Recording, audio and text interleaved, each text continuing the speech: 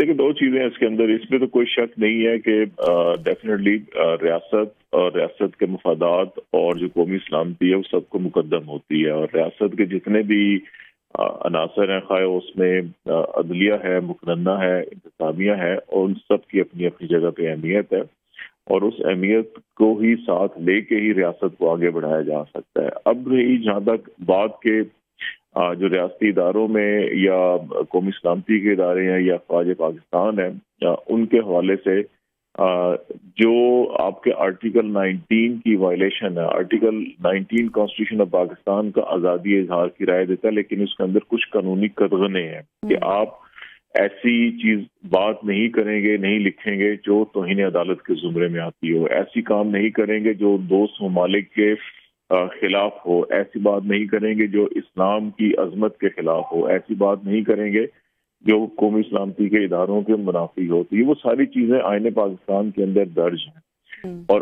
उसी तनाजुर के अंदर पाकिस्तान का एक जुडिशल सिस्टम भी है। जहां तक 9 मई के वाकयात का मामला था, वो मिलिट्री कोर्ट्स के अंदर केसेस भेजे गए 100 से ज्यादा अफराद के।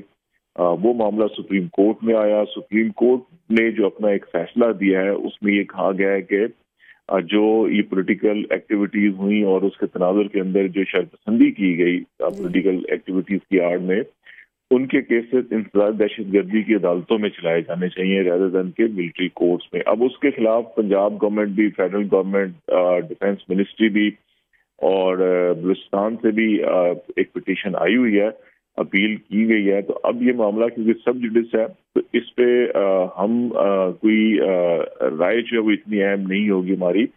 यकीनी तौर के ऊपर जो सुप्रीम कोर्ट है वो सबसे बाला तरीन अदालत है पाकिस्तान की, और ये भी रियासत का उतना ही अहम सतून है जितना कि मुकर्रना और इंतजामिया है।